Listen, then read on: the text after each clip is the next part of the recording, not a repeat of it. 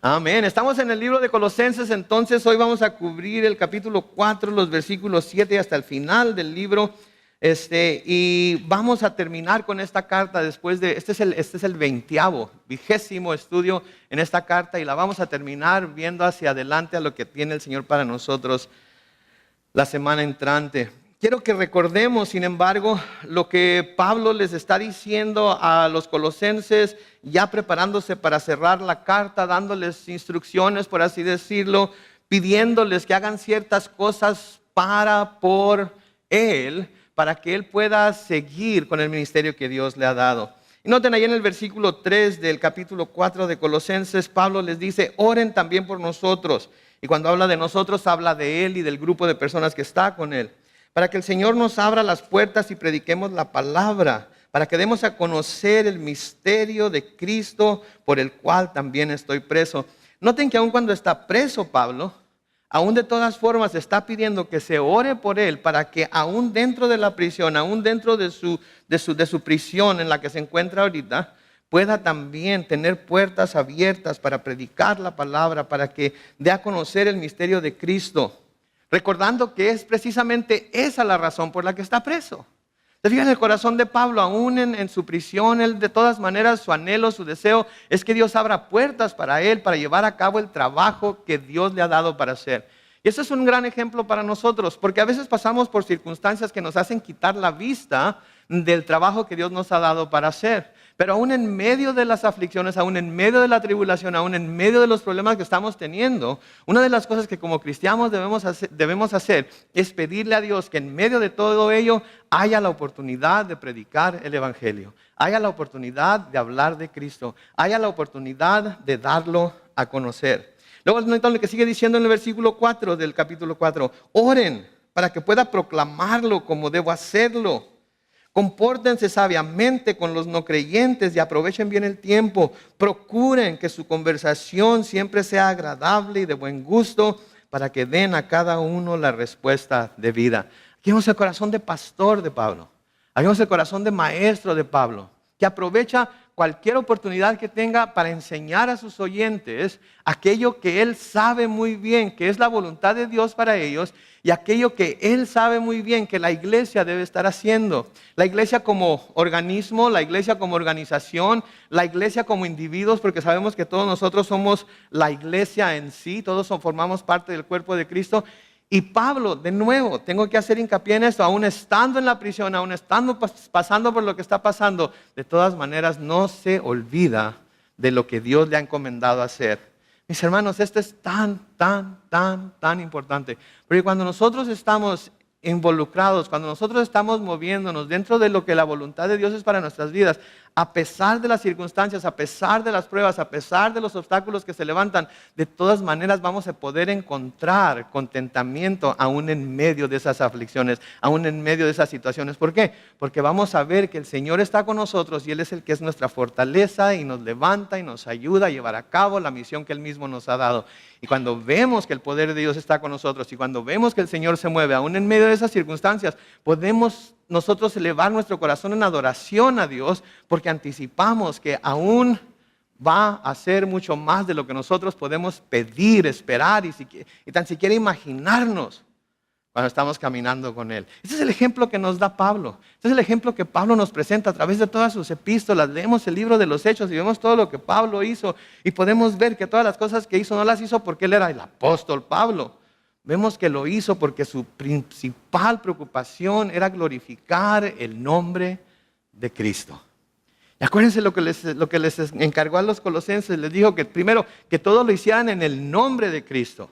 En otras palabras, como Cristo lo haría si Él estuviera ahí con ellos. Y luego dice que todo lo que hicieran, lo hicieran como para Cristo y no como para los hombres. Y ahí está el secreto. Ahí está el secreto de la satisfacción de la vida cristiana. Cuando todo lo que hacemos lo hacemos en el nombre de Cristo, sabiendo que lo estamos representando a Él primeramente, y lo hacemos como para Cristo y no como para los hombres.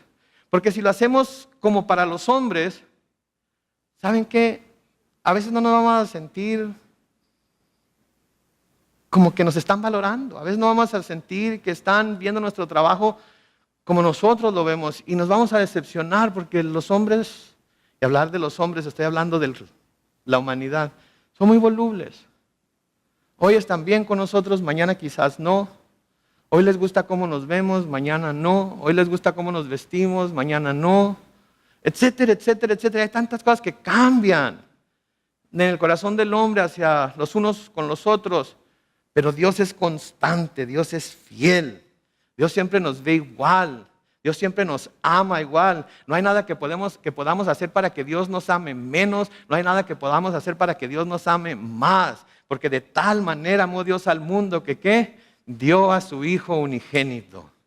Y no hay mayor muestra de amor de parte de Dios para nosotros de que eso que Él hizo a través de su Hijo, que fue dárnoslo, enviarlo a la tierra para que muriera como un sacrificio, pagando por nuestros pecados y así abriendo el cielo a nosotros a través de esa sangre preciosa. Ahora, aquí en los versículos 7 al 18, Pablo va a empezar a despedirse. Va a empezar a despedirse de la iglesia de Colosas. Va a empezar a despedirse de los colosenses. Y una de las cosas que Pablo va a hacer aquí es que va a dar una lista de nombres. Una lista de nombres de personas que han estado con él en el ministerio, que le han ayudado a él en el ministerio, que le siguen ayudando en el ministerio, a los cuales él unos recomienda, otros simplemente explica lo que han hecho. Y ¿saben lo que me recordó cuando estaba estudiando para esto? Lo que me recordó esto fue cuando tienen las entregas de premios en la televisión. ¿Alguna vez han visto entregas de premios en la televisión? Sean los Óscares o los Grammys o qué sé yo. Las personas que resultan premiadas, ¿qué hacen? Suben a la plataforma, se ponen delante del micrófono y una de las cosas que hacen es empezar a dar gracias a todo mundo que de alguna manera le ayudó para llegar al punto en el que está. ¿Sí? Porque ellos saben, están conscientes. Sí, ellos son el artista, ellos son el cantante, ellos son el grupo quizás, pero hay mucha gente detrás de ellos que les ha estado ayudando, les ha estado dando fuerzas, les ha estado preparando cosas aquí y allá para que ellos puedan hacer lo que ellos únicamente pueden hacer, lo que ellos saben hacer. Y aquí es como eso, Pablo está despidiéndose de los colosenses y va a darles una lista de nombres que él quiere que los colosenses reconozcan, porque quiere que los colosenses sepan que aun cuando él es el apóstol Pablo, todo lo que él ha podido hacer para Dios, todo lo que él ha podido hacer en Dios, no es única y exclusivamente trabajo de él, sino que ha habido otra gente detrás de él. Ha habido otra gente que lo ha estado apoyando. Ha habido otra gente que ha estado ahí para levantarle los brazos cuando se le caen de cansancio. Y esa es otra cosa que debemos ver aquí hoy. Saben que todos nosotros nos necesitamos los unos a los otros. Todos somos el cuerpo de Cristo, todos somos miembros de ese cuerpo y todos nos necesitamos los unos a los otros para poder llevar a cabo el ministerio que Dios nos ha dado como iglesia, Calvary Chapel San Diego en español. Y luego en los diferentes ministerios que hay dentro de esa misma iglesia, como sonido, como luces y proyección, como ujieres, como maestros de escuela dominical, como aquellos que a veces toman el lugar detrás del púlpito para predicar y enseñar. De todo, hay muchísimos aspectos, muchísimas cosas que suceden a nuestro alrededor que son otras personas las que las llevan a cabo y uno como el pastor es el que finalmente se para aquí enfrente, pero si no fuera por todos ellos, lo que está sucediendo aquí hoy no se daría. Y Dios les ha dado a ellos talentos y Dios les ha puesto un llamamiento sobre sus vidas y ellos han sido obedientes a ese llamamiento y han desempeñado lo que Dios les ha dado y entonces por eso podemos estar aquí todos tranquilos, contentos, estudiando la palabra de Dios. Y eso fue lo mismo que pasó con Pablo. Él nunca pensó que era un super apóstol, él nunca pensó que él las podía solo, él nunca pensó que él tenía todo lo necesario para poder hacer la obra que Dios le había encargado.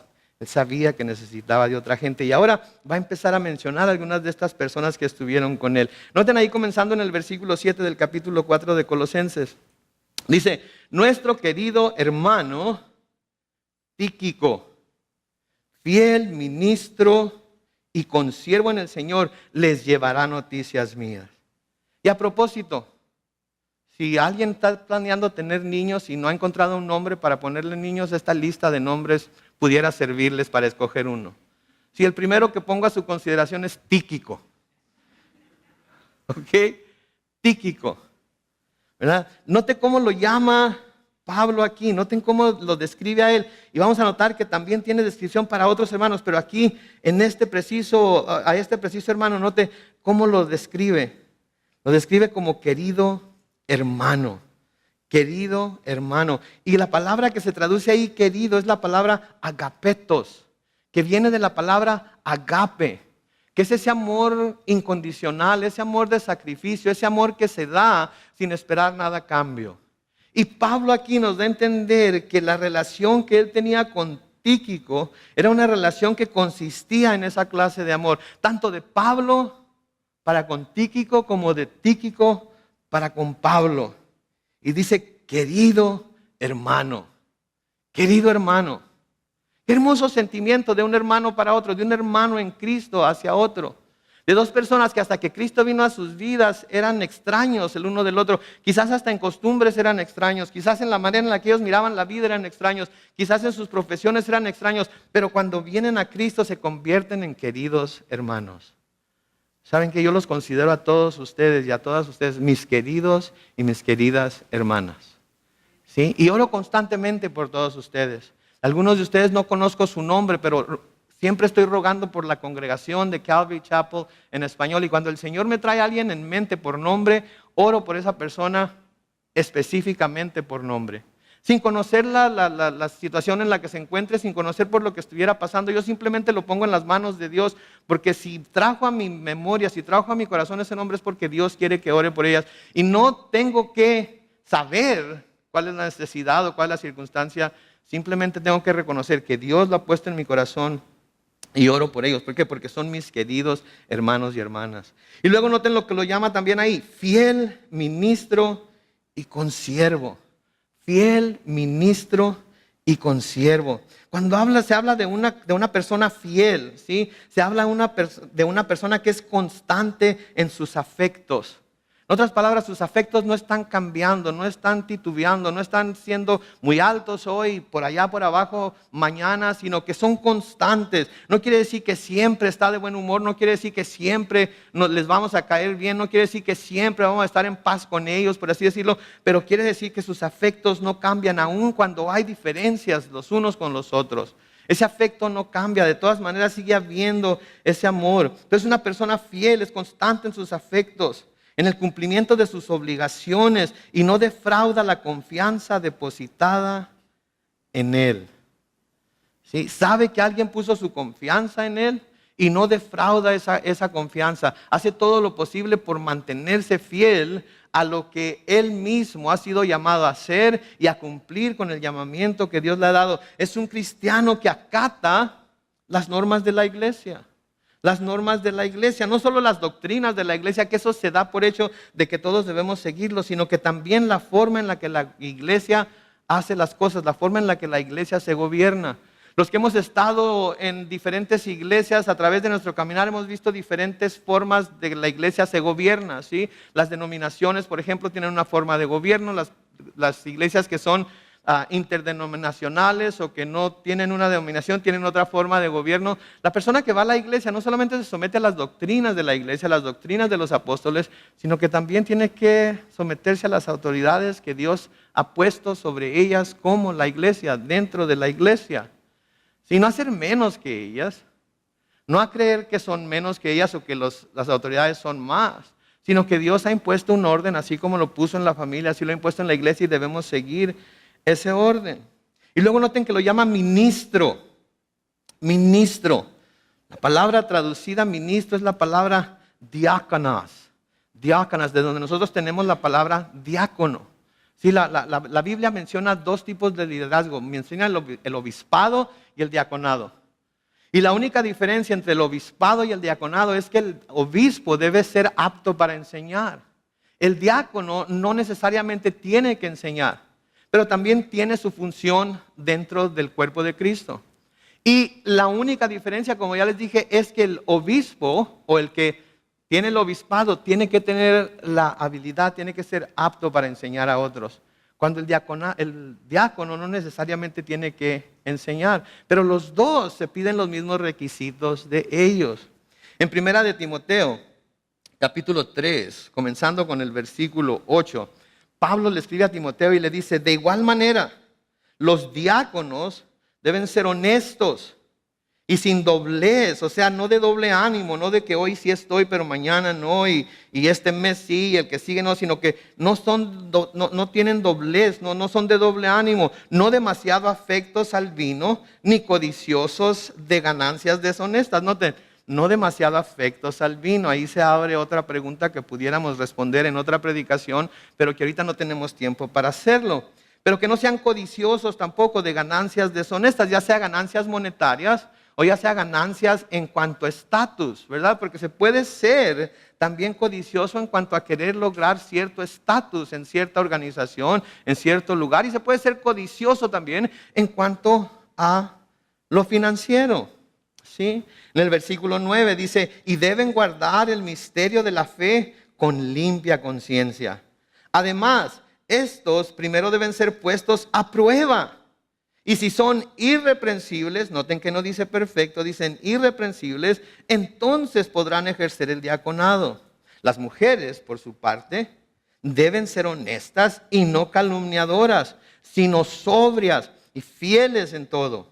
Los diáconos deben tener una sola esposa y gobernar bien a sus hijos y sus casas, pues los que ejercen bien el diaconado ganan para sí mismos un grado honroso y mucha confianza en la fe que es en Cristo Jesús. Entonces esta persona, Tíquico, esta era la clase de persona que era.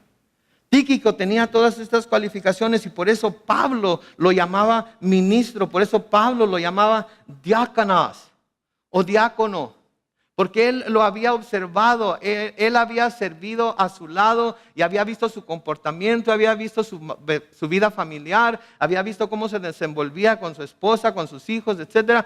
Y fue de la satisfacción de Pablo, dirigido por el Espíritu, para ponerlo como diácono en la iglesia. ¿Sí? Ahora, no quiere decir de nuevo que somos perfectos, no quiere decir que nuestra familia es perfecta. ¿Sí? No quiere decir que estamos gobernando con vara de hierro sobre nuestra familia para que todos anden derechitos y no se muevan porque soy diácono de la iglesia.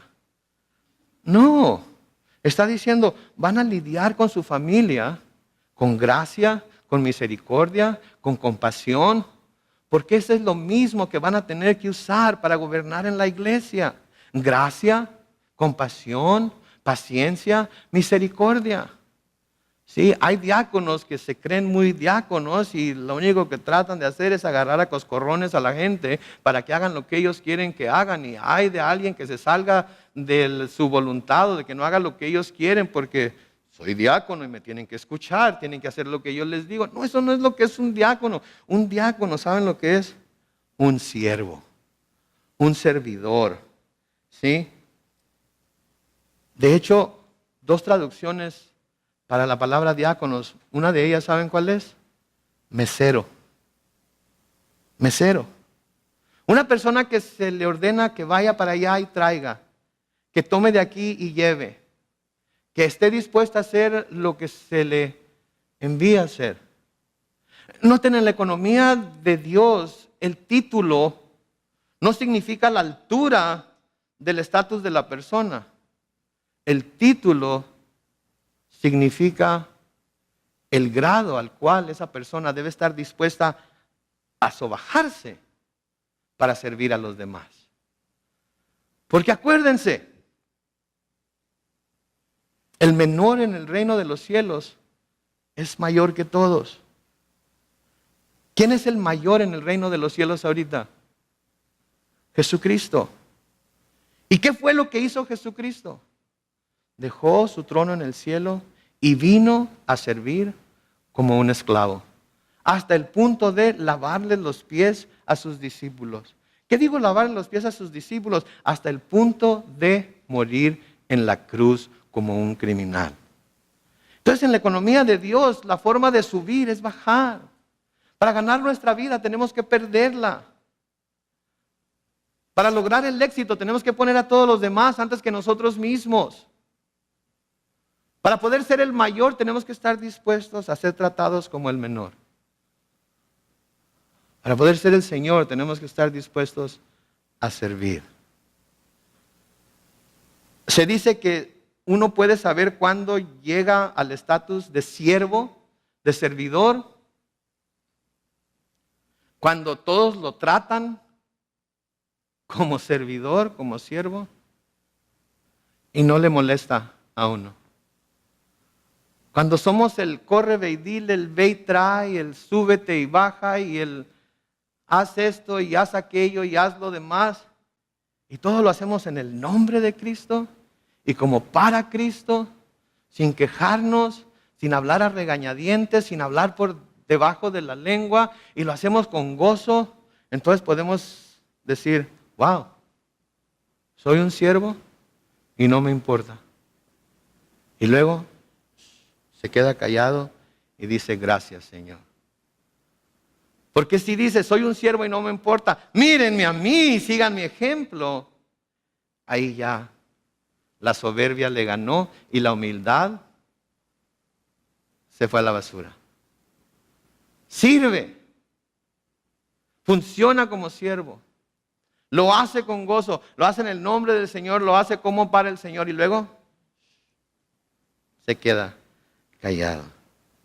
Noten que lo llama también consiervo. O sea, sirve juntamente conmigo. Está a mi lado haciendo lo que yo hago, sirviendo a quienes yo sirvo. Está a mi lado para cuando yo necesito algo, Él está ahí conmigo. Está a mi lado porque cuando necesito que alguien vaya, Él está dispuesto a ir. Está a mi lado y cuando yo pido que alguien me traiga algo, no se espera que le diga a Él, Él es el que va y lo trae. Es mi consiervo. Me recuerda la historia de Ruth. ¿Se acuerdan de Ruth cuando su suegra Noemí va a volver a su tierra y le dice a Ruth y a la esposa de su otro hijo, ustedes quédense aquí con su familia, quédense aquí, busquen un esposo, yo no voy a poder tener hijos ya para darles como esposos? Y Ruth dijo, no, yo no me quedo. Yo donde tú vayas, yo voy. Tu pueblo va a ser mi pueblo y tu Dios va a ser mi Dios. ¿Y se acuerdan lo que le dijeron a Noemí acerca de Ruth? Ruth, ¿para qué quieres hijos? Esta nuera tuya vale 10 hijos varones. ¿Por qué? Porque estuvo dispuesta ella a dejar todo lo que conocía, estuvo dispuesta ella a hacer a un lado sus propias necesidades, sus propios deseos, sus propios anhelos y decidió, yo me voy a quedar contigo y te voy a servir a ti, voy a servir contigo. Esa es la clase de siervo que era Tíquico y por eso Pablo aquí lo reconoce y por eso Pablo aquí lo llama fiel ministro, lo llama querido hermano, lo llama consiervo. Y esta es la clase de siervos que debemos ser los unos para los otros. Esta es la clase de siervos que debemos desear ser. ¿Sí?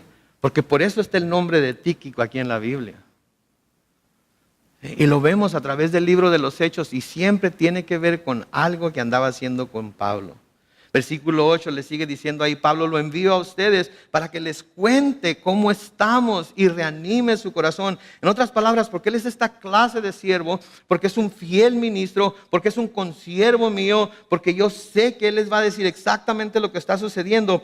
Puedo confiar en que él va a ir con ustedes y les va a dar ánimo para sus corazones. Él va a saber consolarlos, él va a saber aconsejarlos si necesitan de consejo. Y confío.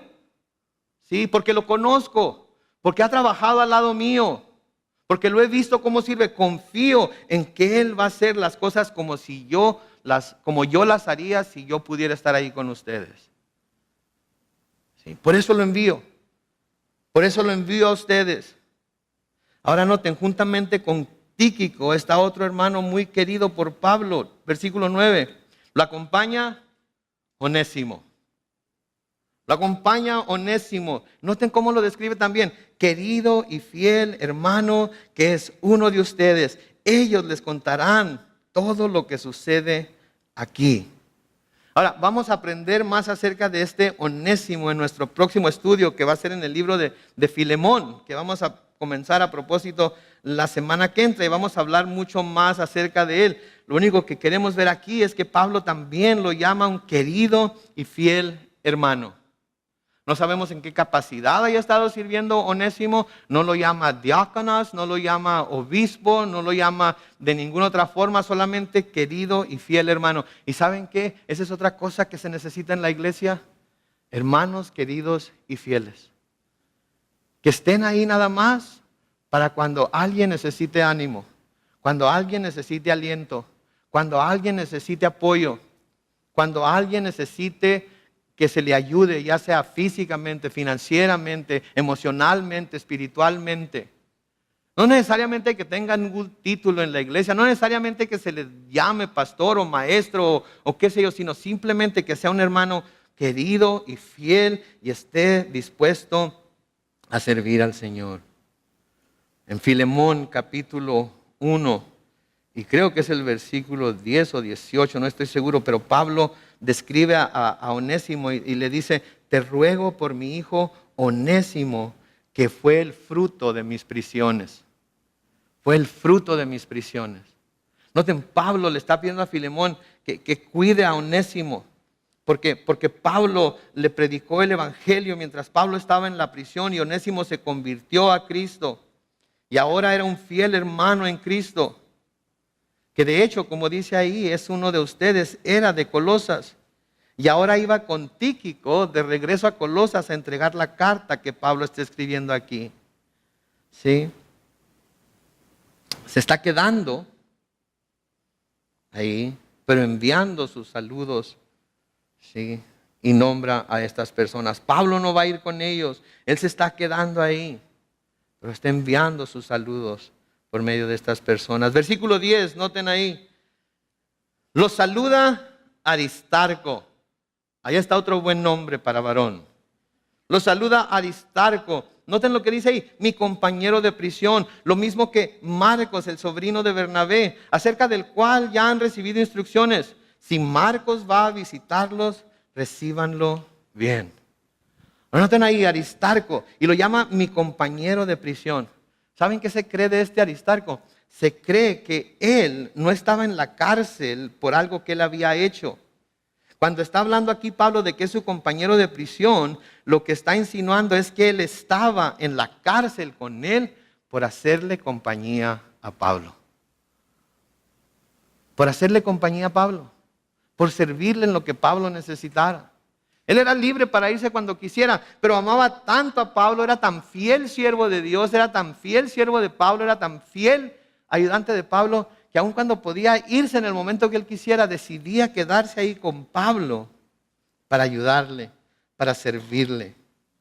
Leemos acerca de él en diferentes partes de los Hechos como uno de aquellos que estuvo con Pablo a través de todas y cualquier circunstancia que Pablo pasó. El libro de los Hechos, léanlo y van a encontrar todos estos nombres y van a encontrar que fueron fieles servidores y consiervos y ministros con Pablo. Y luego menciona a Marcos, el sobrino de Bernabé. Y esto es significante, ¿sí? Esto es muy significante porque Pablo tuvo problemas muy serios con Bernabé por causa de Marcos. Pablo tuvo problemas muy serios con Bernabé por causa de Marcos. Si Marcos había acompañado a Pablo y a Bernabé en su primer viaje misionero. Pero llegó como a la mitad del viaje y Marcos empezó a extrañar la cocina de mamá. Empezó a extrañar su casa. Y a la mitad del viaje misionero decidió que él se iba a devolver a Judea, que no quería seguir adelante. Y dejó a Pablo y a Bernabé a medio camino. Después, cuando Pablo y Bernabé vuelven a Judea a dar el reporte de lo que había estado sucediendo con ellos, Bernabé quiere llevar a Marcos de nuevo en el segundo viaje. Pero noten lo que sucede en Hechos capítulo 15, comenzando con el versículo 36, dice: algunos días después, Pablo le dijo a Bernabé: volvamos a visitar a los hermanos en las ciudades donde hemos anunciado la palabra del Señor para ver cómo están. Bernabé quería que los acompañara Juan Marcos, que también era conocido como Marcos, valga la redundancia, ¿verdad? Versículo 38, pero Pablo no estuvo de acuerdo porque Juan se había separado de ellos en Panfilia y no había trabajado con ellos. Noten el versículo 39, tan grande fue el desacuerdo entre ellos que terminaron por separarse. Bernabé tomó a Marcos y se embarcó a Chipre, pero Pablo escogió a Silas. Y los hermanos los encomendaron a la bendición del Señor. Noten, Pablo y Bernabé, que habían sido uña y mugre en la propagación del evangelio, que habían sido usados poderosamente por Dios en la predicación del evangelio. Ahora tenían un desacuerdo entre ellos que los estaba haciendo que se separaran. Se enojaron. Bernabé quería llevarse a su sobrino, Juan Marcos. Pablo, no nos lo llevamos por rajón, para que él le sacó el primer viaje. Pero es que tiene que ir con nosotros, decía Bernabé. Pues no va a ir, decía Pablo. ¿Se fijan ustedes? ¿Qué vemos aquí? Vemos la humanidad del apóstol Pablo, vemos la humanidad de Bernabé, que era el hijo del ánimo, que era un gran consejero, un gran consolador. Vemos su humanidad salir a flote, vemos que no eran hombres perfectos, vemos que no eran santos en el sentido que la iglesia tradicional nos ha hecho ver los santos, sino que habían sido separados por Dios para su servicio, pero con todo y su humanidad. Es necesario que entendamos esto, mis hermanos y hermanas, que Dios nos llama a servirle con toda y nuestra humanidad. Y conoce nuestras debilidades y sabe de qué tela fuimos cortados y sabe de qué pata cojeamos. ¿Sabe lo asombroso que veo en todo esto? Es que de todas maneras nos llama a servirle. De todas maneras nos pone dentro del cuerpo de Cristo para ser miembros de ese cuerpo y llevar a cabo ciertas cosas que ha preparado para que nosotros hagamos desde antes de que el tiempo comenzara. Entonces Pablo y Bernabé aquí tienen una buena discusión. ¿Sí? Pablo tiene aquí una buena discusión con Bernabé y uno se va por un lado y el otro se va por el otro. Pero ahora no solo parece que ha habido una reconciliación aquí, porque está hablando de ese mismo Juan Marcos, sino que lo está recomendando a los hermanos de Colosas. Noten, dice lo mismo que Marcos, el sobrino de Bernabé, acerca del cual ya han recibido instrucciones. Si Marcos va a visitarlo, recíbanlo bien. Y no solamente eso, sino que dentro del contexto podemos ver que quizás Marcos está juntamente con Pablo, ¿sí? Y con Aristarco en la cárcel. Igual que Aristarco, no por algo que él hubiera hecho, sino simplemente por estar ahí para servirle a Pablo. Ahora, ¿quieren ver algo verdaderamente asombroso? Después de que Pablo había dicho, no nos vamos a llevar a Juan Marcos, no va a ir con nosotros, y que Bernabé se fue por un lado con su sobrino y Pablo se fue por el otro lado con Silas. Pablo le escribe a Timoteo después, y noten lo que le dice en 2 de Timoteo capítulo 4, el versículo 11, la segunda parte del versículo. Pablo le dice a Timoteo, toma a Marcos y tráelo contigo. ¿Por qué? Porque me es útil para el ministerio. ¿Se fijan ustedes lo que Pablo está haciendo aquí? Aquel con el que estaba tan enojado en un punto, aquel por el que alegó tanto, discutió tanto con Bernabé por no llevar al segundo viaje misionero, ahora le está diciendo a Timoteo, tráelo contigo porque me es útil para el ministerio. ¡Ah, qué cambio! ¡Qué transformación! El corazón de Pablo fue completamente cambiado por Dios hacia aquel que en algún momento había quizás ofendido su sensibilidad de apóstol al haberlo dejado a medio camino de su primer viaje misionero. ¿Qué podemos aprender de esto? ¿Qué es lo que nos enseña esto? ¿Saben qué es lo que esto nos enseña? Que puede haber a veces desacuerdos bastante grandes entre hermanos. Puede haber desacuerdos a veces bastante serios. Pero no importa qué tan grande sea el desacuerdo. No importa qué tan grande sea la discusión. No importa qué tan poderosa pueda ser la razón por la que en un momento dado nos tengamos que separar el uno del otro. Siempre, siempre, siempre, a como dé lugar, debe buscarse el perdón y la reconciliación. El perdón y la reconciliación. Ha habido hermanos que me han ofendido a mí. Y he perdonado. Y ahora servimos juntos todavía. Ha habido hermanos a quien yo he ofendido. Y me han perdonado.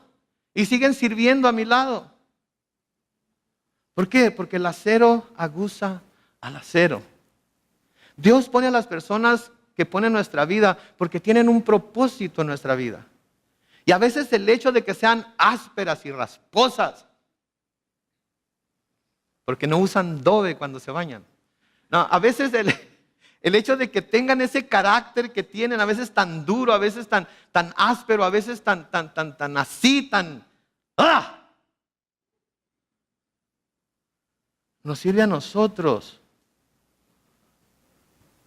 Nos sirve a nosotros. Porque tarde o temprano el Señor nos lleva a reconocer que ellos son humanos y nosotros somos humanos. Y cometemos errores. Y nos dañamos. Nos lastimamos. Pero tenemos que perdonarnos los unos a los otros. Tenemos que reconciliarnos los unos con los otros. Acuérdense, nosotros éramos enemigos de Dios. Y Cristo vino y murió en la cruz y derramó su sangre para que nosotros pudiéramos ser reconciliados con Dios.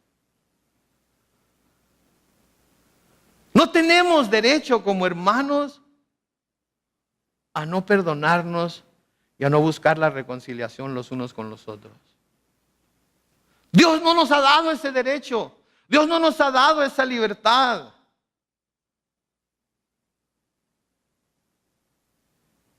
Pablo y Bernabé tuvieron un gran problema. Juan Marcos, Pablo, no me lo llevo y no me lo llevo.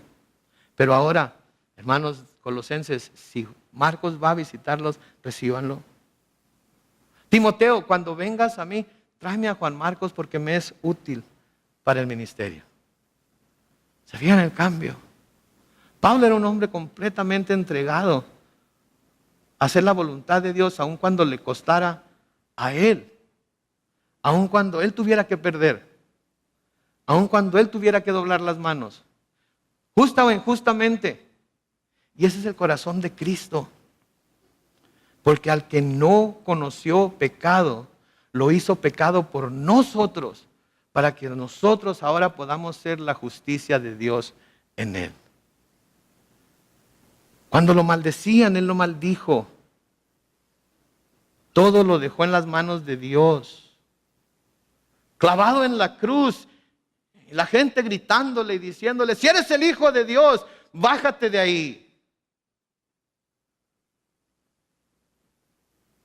El Señor se vuelve hacia el cielo y dice: Padre, perdónalos.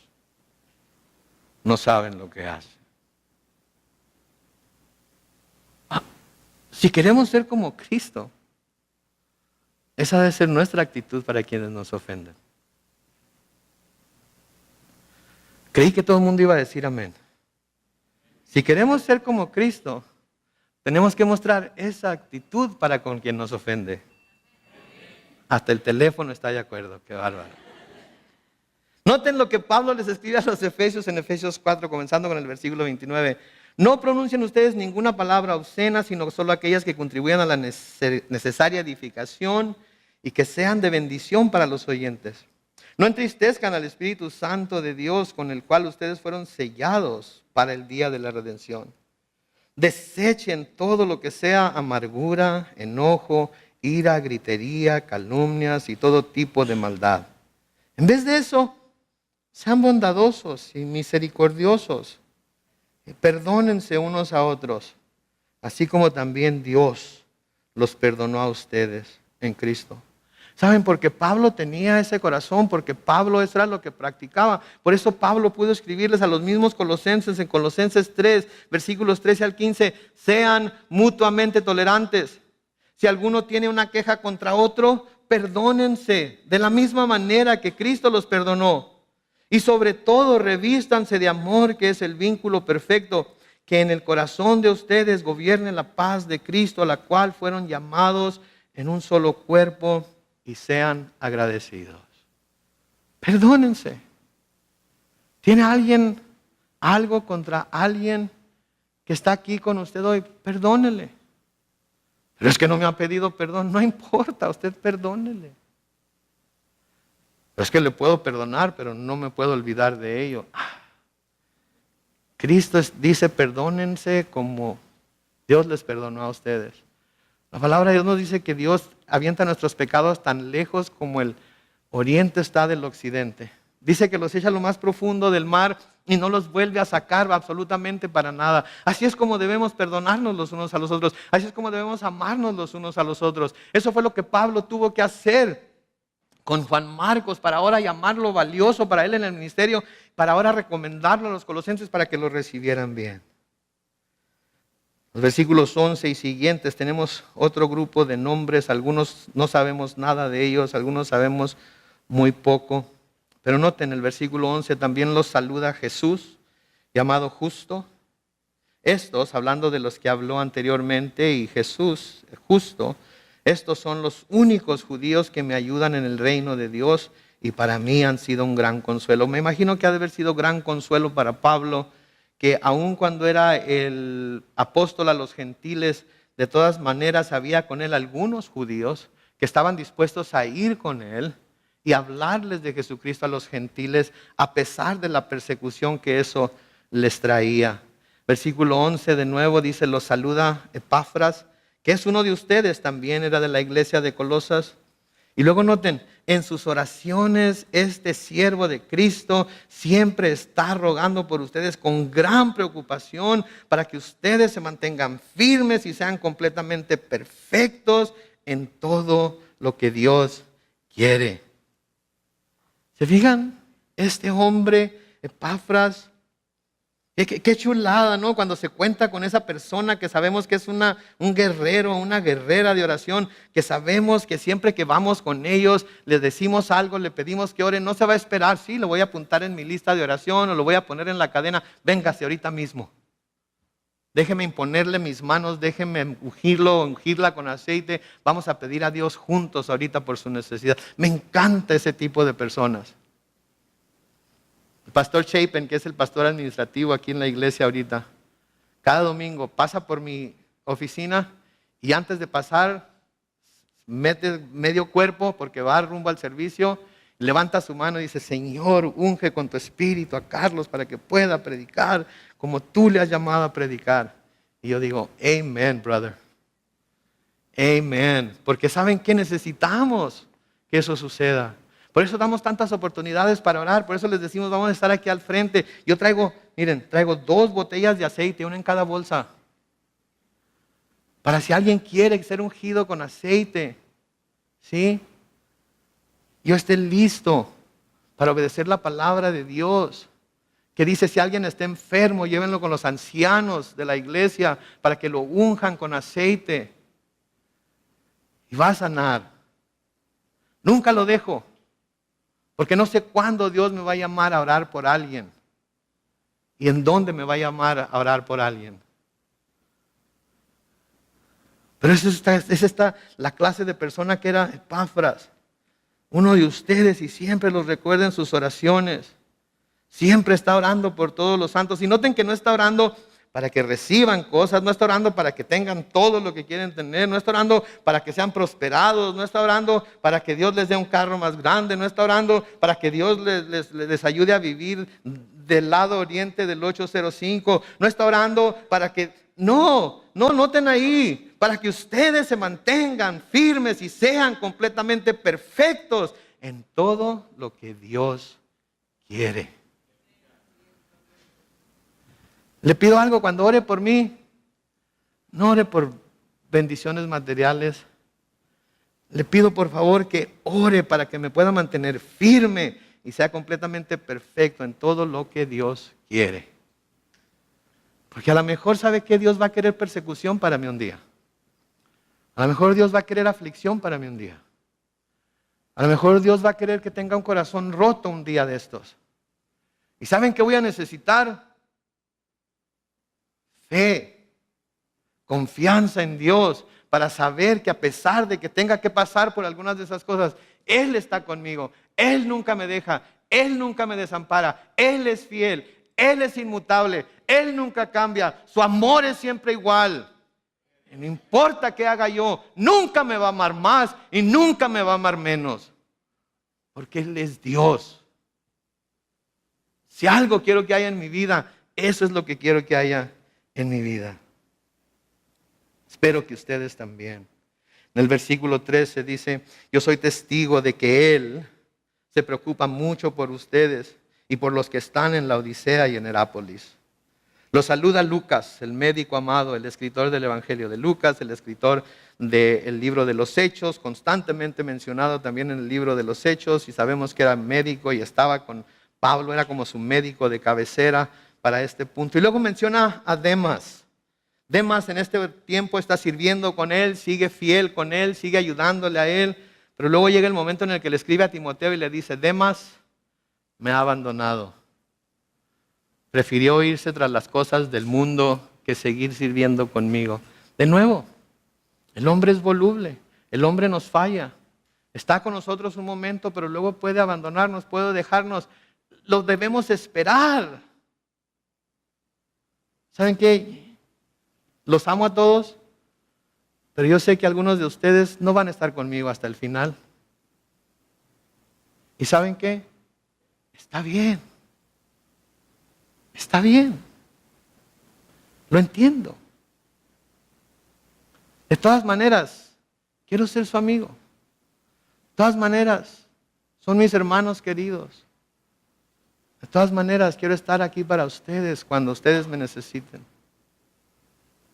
Pero no me voy a sorprender. ¡Ah! El hermano fulano de tal ya se fue, ya no quiere venir a escucharme a mí. Me extraña que todos ustedes estén aquí ahora. Somos seres humanos. Fallamos. ¿Quién nunca le ha fallado a nadie? Levante la mano, por favor. Es lo que creí. Versículo 15 dice: saludan a los hermanos que están en la Odisea y a Ninfas y la iglesia que se reúne en su casa. Una vez que esta carta haya sido leída entre ustedes, asegúrense de que se lea también en la iglesia de los laodicenses y que la carta de la Odisea la lean también ustedes. Díganle a Arquipo que no deje de cumplir con el ministerio que recibió del Señor. Díganle a Arquipo que no deje de cumplir con el ministerio que recibió del Señor. Dios nos ha dado ministerios a todos nosotros. Yo sé que quizás ustedes ahorita no sientan que Dios les ha dado un ministerio, pero Dios les ha dado un ministerio. Quizás todavía están tratando de descubrir cuál sea ese ministerio, pero Dios les ha dado un ministerio. Y la exhortación aquí para Arquipo es la misma exhortación que recibimos nosotros como iglesia hoy. Debemos cumplir el ministerio que hemos recibido del Señor. Luego el versículo 18 dice: yo, Pablo, escribo este saludo de mi puño y letra. Y les dice: recuerden que estoy preso. No se vayan a olvidar de eso. Entre las líneas aquí podemos pensar que pudiera decir: oren al Señor para que pueda salir libre. Oren al Señor para que mi juicio sea justo. Tantas cosas que podemos orar por alguien que está preso. La palabra de Dios nos dice que cuando lo hacemos por alguien en el nombre del Señor, eso es como lo hiciéramos por Él. Así es que debemos de recordar también a los presos. Y luego termina la carta como la comienza: que la gracia sea con ustedes. Amén. Termina: la gracia de Dios es lo más importante. La gracia de Dios es lo que todos debemos anhelar. La gracia de Dios es lo que todos hemos recibido. Y con esa misma gracia debemos servirnos los unos a los otros. Y mientras pasa el grupo de alabanza al frente, quiero que lean conmigo lo que la palabra de Dios dice acerca del cuerpo de Cristo. Y que recordemos que este es el propósito por el cual todos nosotros somos parte de ese cuerpo. Porque todos tenemos un ministerio que llevar a cabo. Todos Dios nos ha dado dones. Y a todos Dios nos llama a usar esos dones para su gloria. En Efesios capítulo 4, los versículos 11 al 16, dicen lo siguiente: y Él mismo, hablando del Señor, constituyó a unos apóstoles, a otros profetas, a otros evangelistas, a otros pastores y maestros, a fin de perfeccionar a los santos para la obra del ministerio. Noten, a fin de perfeccionar a los santos, todos los santos, para la obra del ministerio, para la edificación del cuerpo de Cristo. Hasta que todos lleguemos a estar unidos por la fe y el conocimiento del Hijo de Dios, hasta que lleguemos a ser un hombre perfecto a la medida de la estatura de la plenitud de Cristo. Para que ya no seamos niños fluctuantes, arrastrados para todos lados por todo viento de doctrina, por los engaños de aquellos que emplean con astucia artimañas engañosas, sino que para que profesemos la verdad en amor y crezcamos en todo en Cristo, que es la cabeza, de quien todo el cuerpo, bien concertado y unido entre sí por todas las coyunturas que se ayudan mutuamente según la actividad propia de cada miembro, recibe su crecimiento para ir edificándose en amor.